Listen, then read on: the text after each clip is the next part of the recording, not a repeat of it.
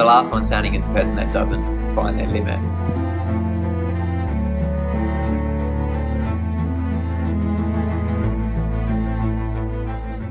And, you know, I went to the Satellite Champs, had the best runners in Australia, and then I went to the Masters, and we had Harvey Lewis coming from America, done 85, plus a lot of good runners from Australia, and I still didn't find my limit. So I was going to say, Big's backyard, we're going to be getting all the best runners from around the world. So there's 75 runners there. So we've got the two Belgians who had the previous world record of 101. I think that the average run or yard distance is about 55 or thereabouts. So there's just so many talented athletes going, and you know, this could be the event where I find my limit. Hopefully I don't. Hopefully I'm the last one standing. But I'm just not going to know till I try.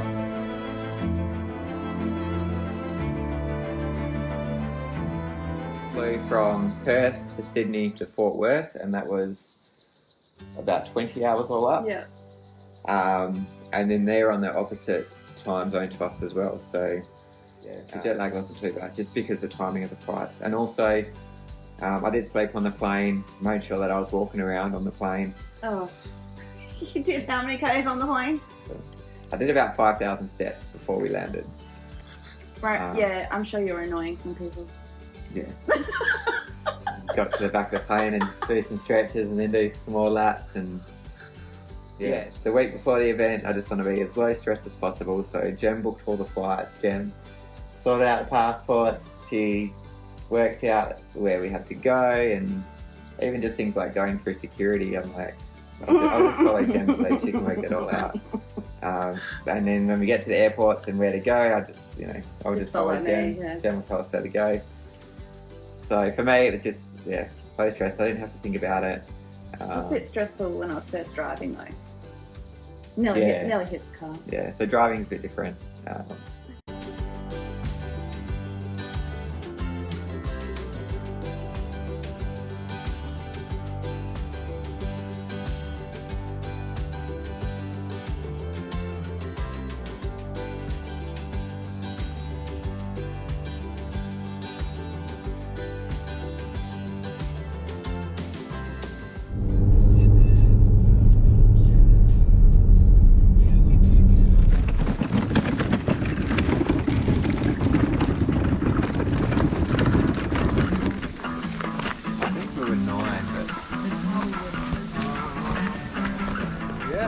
I think it's the second one.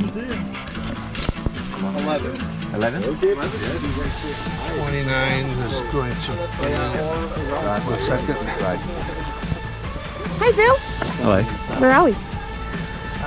At a race? Just some little race. I need to take all my shoes with me. Tennessee? Put Velcro on them. We're in Laz's backyard. Oh, there he is. Speak of the devil.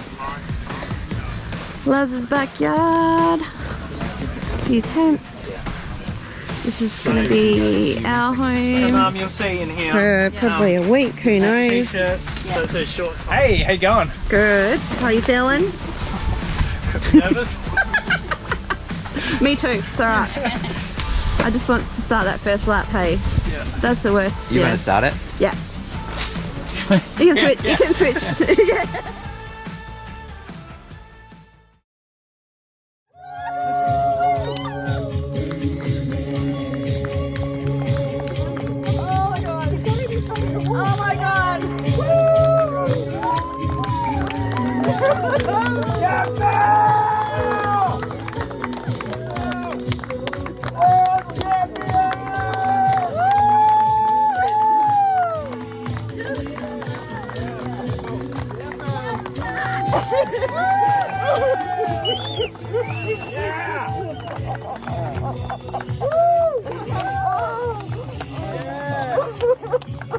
Absolutely beautiful.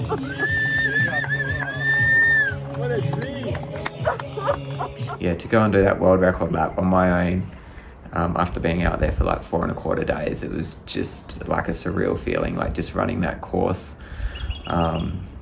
knowing that I've been out there for over 4 days, and just taking it all in, just really embracing that lap, and just come through the finish line and hug from Gemma, and it was just a surreal moment, and just trying to take it all in that I'd actually broken the world record and done that 1 yard further than anyone else in the world had done, and it still doesn't even feel 100% real now. But that was a good event. The other thing is, I have the race file set up for 800 miles in 8 days. It ends a week from Sunday. If you think you're going to go longer than that, let me know and I'll extend the file a few more lines. 10, 9, 8, 7, 6, 5, 4, 3, 2, 1.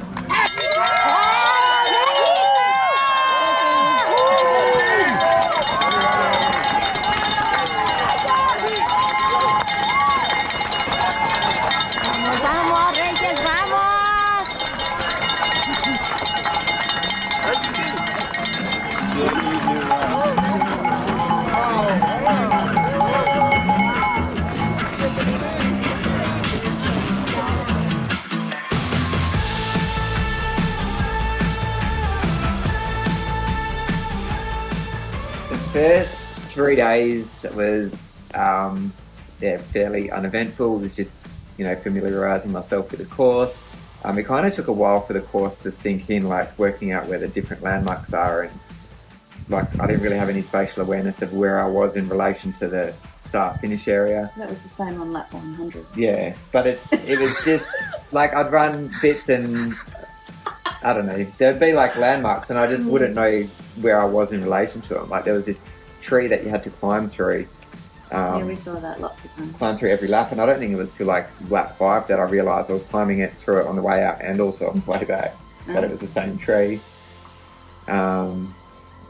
Normally you just do one lap and then you kind of just know the course, but it was just a lot harder to get your head around. We were lucky that, I was lucky I got to miss the first 24 hours. Our friend Emma had come over to look after the kids for the week, or however long the race went for. We were allowed to do one switch of crew. So Friday night was us sitting in the bedroom, crash course in crewing. But she did really well. Definitely helped me having that extra break. Although then I was on babysitting duties, which I don't know what was harder, 4 kids or you. You got to have a proper sleep. I got to have a proper sleep. The first night. Yes, thankfully.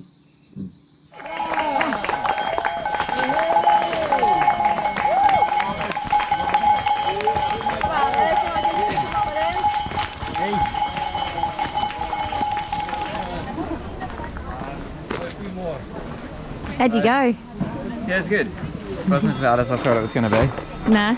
It's a bit gnarly in some places, but most of it's really runnable. Good.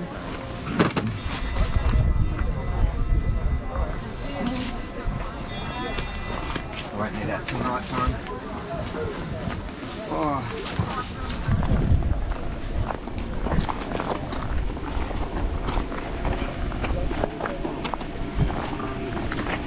Oh, hey Bill. Hey Tim. How you going? Not too bad, how are you? What are you doing here? Just coming for a little run in the bush. Saturday morning run? Yeah. Turn into a Sunday, Monday, Tuesday run? That's it. Beautiful.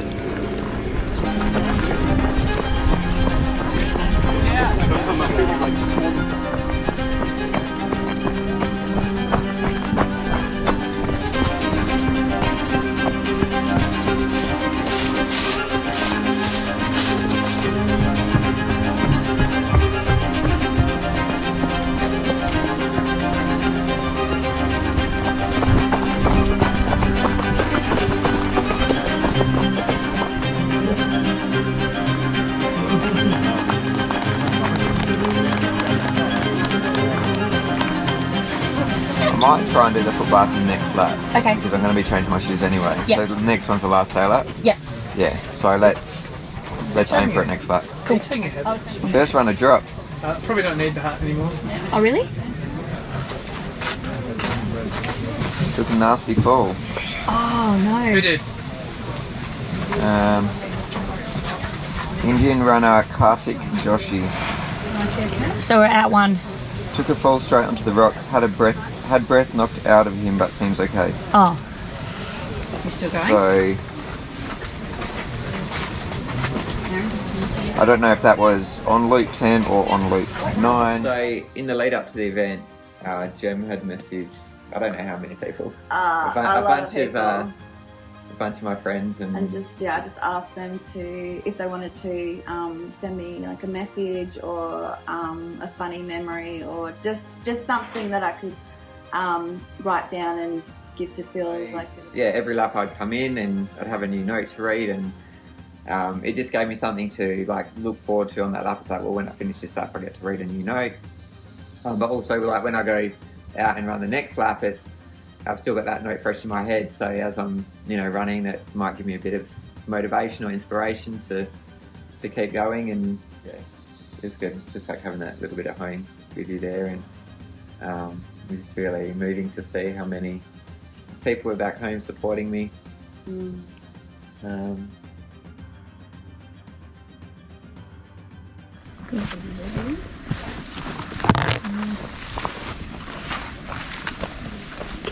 So Thanks.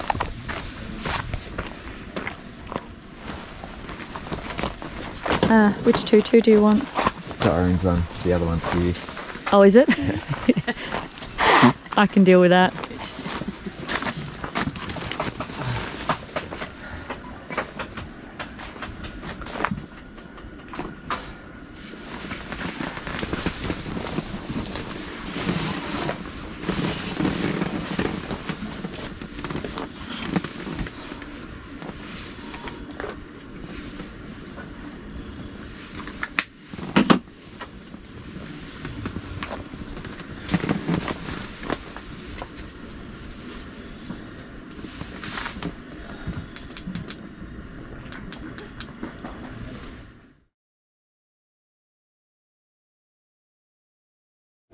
How you doing? Yeah, good. That was a good lap. Weather's better than yesterday, but I don't know if that will change. This is really yum. Apple crumble. So that was 75. Looking a bit different than you did at 75 at Such Chance. Very different. Very different. Opposites.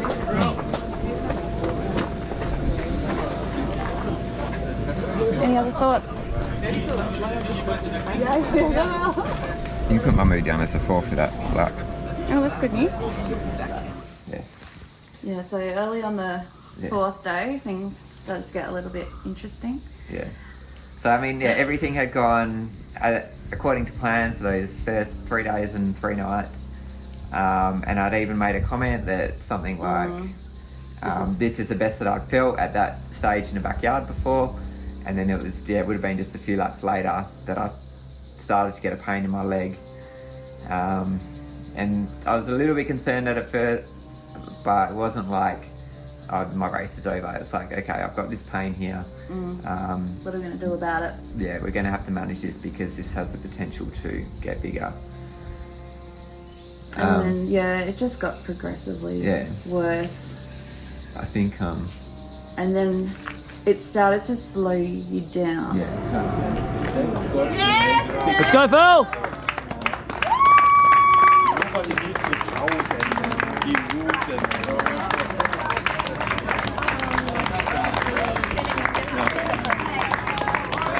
Plenty of time, Phil. Plenty of time.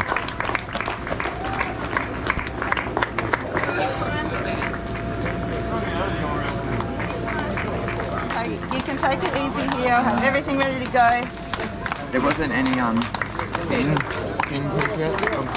Oh, sorry.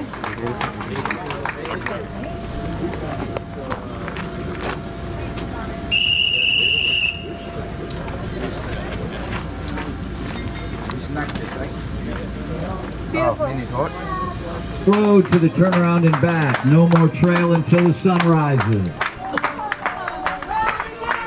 Congratulations on making it halfway. It really sucks to be on the road again. Sam, get in, Sam. 1.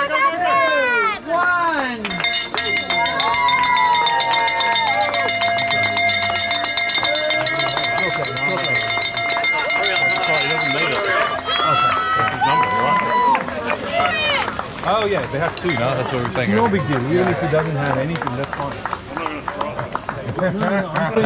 I don't think he made it. Alec? All you guys? Okay, so yeah, the last lap of the 4th day, I'd come across Jivy, the runner from the Philippines. He was lying on his back. He was conscious, but he wasn't really responding to any of my questions. So yeah, I got on the phone to Jem and I was talking with Jem, trying to get help down. And then I thought, well, I've got to stay with him until help gets there. So I stayed with him for a bit, and then some other runners came past, and I ended up being like the last runner. Like all the tail runners had passed me. Yeah, someone came over to take over, like a runner who had finished his race. So then I'm like, okay, I've got to catch these tail runners now, and I just kind of sprinted. I probably pushed it a little bit harder than what I needed to, and definitely what I should have. Yeah, I think you came in earlier than I was expecting you to. But yeah, I got in at like 58 minutes. But I think that bit of sprinting had kind of exacerbated my leg issues. But then fortunately that was the last of the day. So when we got onto the night, it was a bit easier. Like I didn't have to watch my footing so much. Had a little issue with my leg. What issue? Some real sharp pain in the side, so tried some strapping, tried some hypnotherapy.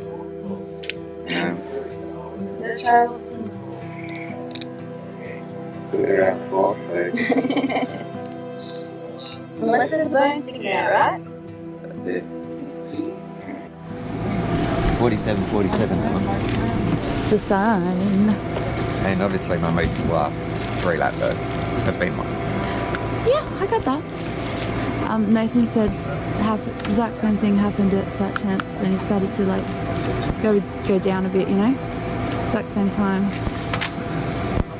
So I don't feel that ever resolved though. I just hung on long enough. No, I disagree. I still had it at the end. Yeah, well. Yeah. 23 seconds.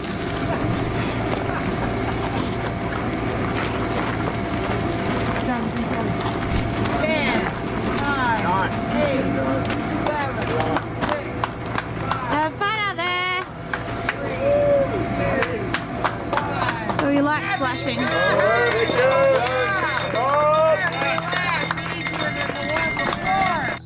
You know, it was a flatter course. But yeah, still, I still wasn't able to go as fast as I like to, which meant I wasn't getting the right sleep. Yep. I had stomach issues for like 1, maybe 2 laps. It wasn't anything major, but it was just enough to make me really cautious about what I was eating and second guessing everything that I was eating. You also didn't stop feeling like eating. You're like, I don't want to eat that. I don't want to eat that. So I think, there was the slower laps combined with not eating properly, not getting the right amount of sleep. It just all kind of had a cascading effect. It did. I remember having a conversation with Jem, and this would have been the mid-80s, and I was just like, what's the point? Like, I haven't got much left in me anyway. What's the point of doing another 2 laps if I'm still just going to finish in the 80s? And she's just like, you just got to keep going. Hey, well, with these races, like, things go up and down all the time, and you've had plenty of downs where you think, it could be over, but you just don't know. Even like 1 lap's time, things can completely just turn around, and they do. I wasn't really confident you were going to completely turn it around, but you never quit. Like, you go. Yeah. You don't tell me you're done. We just get you out there, and that's what you do. Yeah. Yeah, well, you haven't been taking nutrition? Yeah. Because you had a bit of an upset tummy. I think it was the Moroccan beef, something Moroccan. So you've gotten better. Your gut's better now. So we're going Well, back. it's my leg as well. Like, what happened to my leg? Oh, it's just a bit sore. It's okay. We're gonna get the food back in you. Your mental clarity will come back. All right. This is that stage, remember, where I tell you what to do? Yeah, one. It's alright. You don't need to do anything except do as you're told now. Alright? So phone down, you need to eat this. Just please focus on eating. You don't need to be on your phone. I'm telling you what to do. Eat your noodles. I can do 2 things at once. Yeah.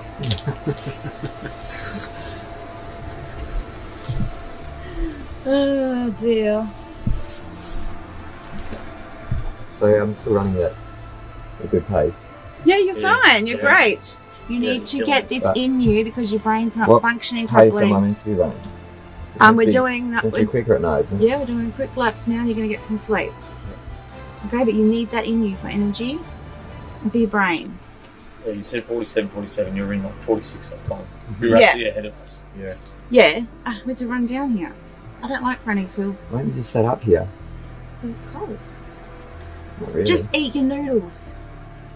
What fork Far did you remove? out. Woo! Welcome to the fun of a backyard ultra. I don't normally get like this. It's very entertaining. From Emma. Fine, she said she saw me. Yeah, you No, mate, I was talking about it. Yes, Yeah, you were. Eat your noodles. You got my notes? Oh, this one's funny. What is it? Inbox. Oh, it's in your lap, you silly. Alright, I want to read it to you because you're not reading very well. Can you hold that? Yeah, just wait. Watch his watch. Can you put his watch in the outbox so I don't forget? Alright, you ready? Yep. That's a big one. I know, right? It's written in purple colour. To Dad, when we were at the shops, I saw a skeleton decoration and I told Mum that's what Dad will look like by the end of Bigs. So make sure you beat everyone or I will call you Stinky Bum forever. And not for too long though, or there'll be no more snakes for me to eat. Oh, and don't get rickrolled or you're gonna give up. Oh, you're never gonna give up. Run even if your legs fall off. Love, Piper. After that, you can't give up.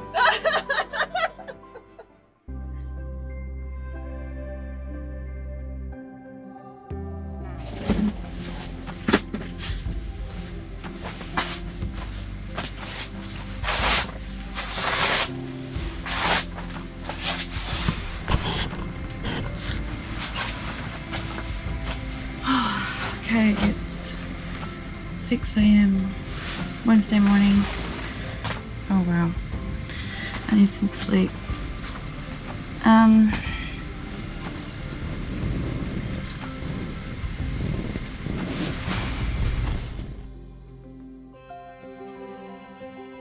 So I was, I just started to struggle that 4th night, and because I wasn't getting the sleep or the nutrition, then my cognitive abilities weren't that great, and I started wondering, what am I doing out there? Like, what's the point of the race? No, I think he said, so we carry this tracker out on the road and then we carry this tracker back and then we take the tracker through the forest or whatever. Why? Why are we taking this tracker around a clause? What is the point of taking this tracker?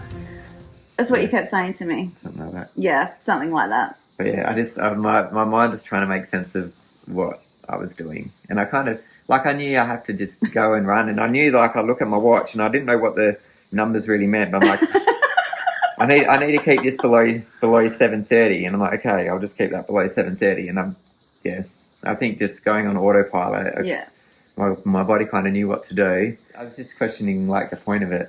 And yeah, I question the point of it all the time. Yeah. Yeah. Not that I was bored or any of that, it was just... It's a stupid race. Let's be honest. It's a stupid...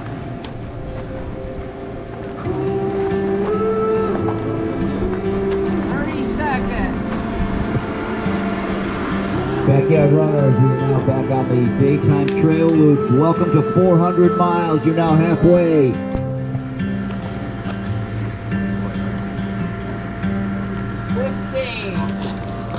Flat power hard. 10, 9, 8, 7, 6, 5, 4, 3, 2, 1. Happy time! I'm not kidding you this time! Well done, Evo. Go Ehar, you got this. Exciting, and I just remember thinking something will be different at 96 hours, like when we get to that fifth day, and I don't know what it was I thought would happen, like whether the race would start winding up or something like that. But then we're still going and running, and I'm looking around and there's still Lots of people. at least 7 at that point, I think. You got it, Phil. 9, 8, 7, 6, 5, 4, 3, 2, 1. Yeah, good job, guys. Keep moving.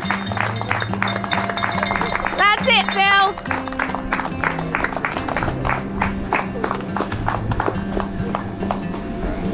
What, Bill? Yeah, Phil. I always try to just focus on my own race and not worry about who else is around me or how many other people are around me. But in my fatigued and cognitive state, I started stressing about that and thinking, well, hang on, there's still so many people. Like, this race is still going to go on a long time. I just kind of had to get back into it. Just had to get over the fact that nothing changed at 96 hours and just keep running. One hour at a time, one lap at a time. Yeah. And I actually started to get back into a rhythm. Yeah. Like the leg was a lot worse on the day because any time I kicked a rock or a root, it would just send this pain up my leg. There were a lot more parts where I had to walk, just because of the unevenness of the surface, and even when I was running, I wasn't running great. Like my stride was terrible. It was more of a hobble, but just a fast hobble. But yeah, I was making it around and still getting in with time to spare. And then I think I finally started to get into a rhythm on that lap 100. And then I had a fall, and I didn't even realise it was happening. I didn't put my hands out to brace myself or anything, just straight on the chest and on the chin. And I just kind of lay there for a minute, and I was like, what just happened? Am I all right? What do I need to do? I kind of stood up and there's blood dripping from my chin. And then there were some other runners just behind me that came up, and I, asked them to look over me. And then, so I seemed all right. And I'm like, okay, well, let's just keep moving forward. Let's just finish this lap. And I kept running, and what was it, about 58 minutes or something, 59 minutes I came in on that lap. And I was not feeling good. I was starting to feel dizzy. I was worried about my chin and basically my whole jaw and teeth, and wondering if I'd done any damage. Did you have a mouthful of dust as well, didn't you? Yeah, a mouthful of dust, and it didn't taste right in my mouth, and I'm wondering if I've chipped teeth or... Anyway, I said to Jem, I can't go out again. I can't go out. Like, I'm getting dizzy. And she gave me my water bottle and it's like, you got to go out one more. And then, so I went out. Well, I said, you just start the lap because you had that out and back road bit. To me, it was like, well, even if he falls over and whatever happens, he's not far away. We'll see him. And it gives him a chance to get back into the rhythm and see how he does feel after that first little road bit, because he comes past across the start line again. Yeah. And I thought I'll have a look at him, see what he looks like. But he looked fine. So he wasn't fine though. Yeah. So I wasn't gonna let you quit. Like, you have to start the lap. That's what happens. I didn't know you was gonna let me stop it when I got back to the start area though. Well, I wasn't planning to, but that was in my mind. It was like, well, what's the worst that can happen? He's not far away. I'm going to see him when he comes back. It's not like I was just sending you into, I'm going to say bush. It's not bush. Yeah. It's not like I was just sending you out into Laz's backyard to get lost.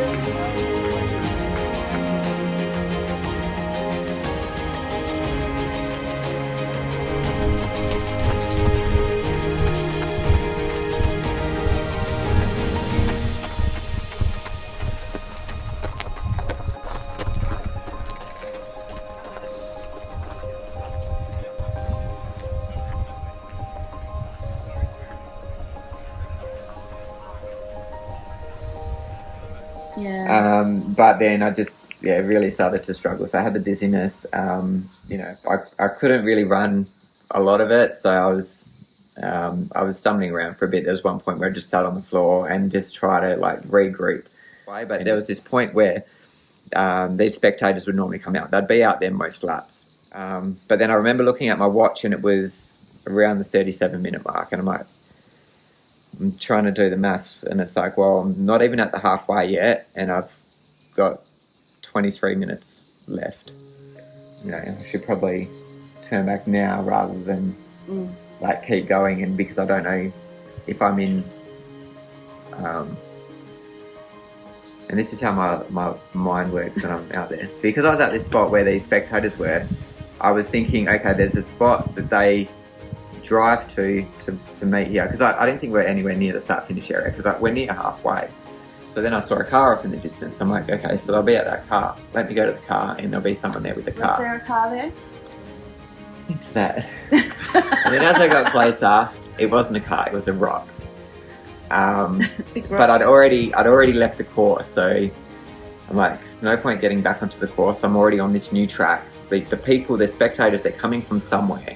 So let's just keep following this track. And so I kept walking, and then I come out to this area which just looks really green, and there's all these tents, and my first thought was I've just come to like a music festival where people are setting up.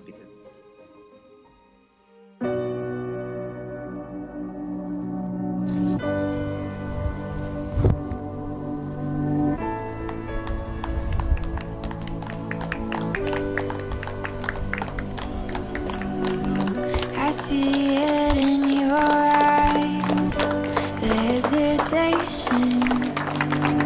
You can't let fear survive.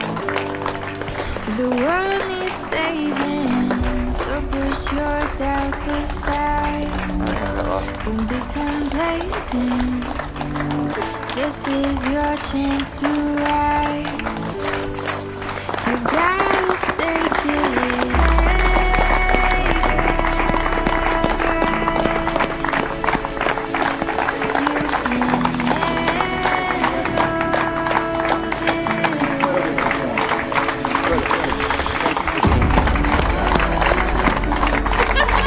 Gonna be some danger, danger, danger. You're only getting braver, braver, braver. Steady on till you scare the fear away. Julie? You're only getting braver, you're only getting braver. With each and every stride, growing stronger. The dark is taking flight, so don't you falter. You'll overcome in time. Keep pressing onward. You've only gotta fight a little longer. Take a step.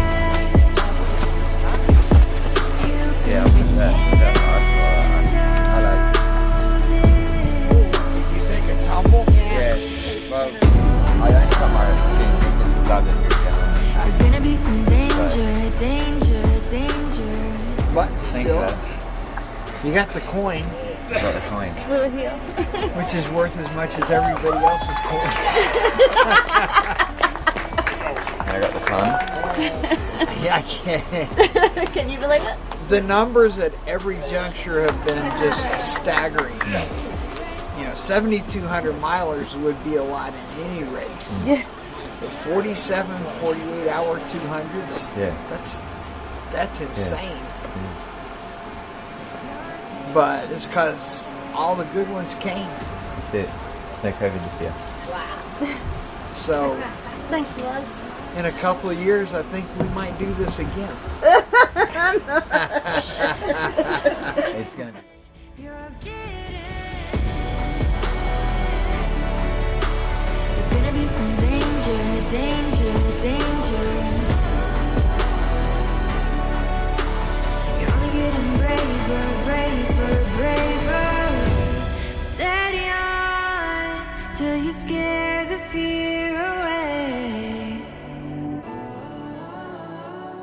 I still don't know if it's a physical limit or it was mental.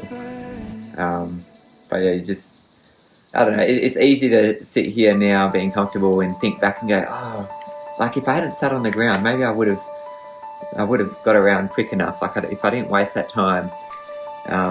But then, I needed that time to kind of figure out what was happening and to regroup. But yeah, I'm pretty satisfied that I'd reached a point where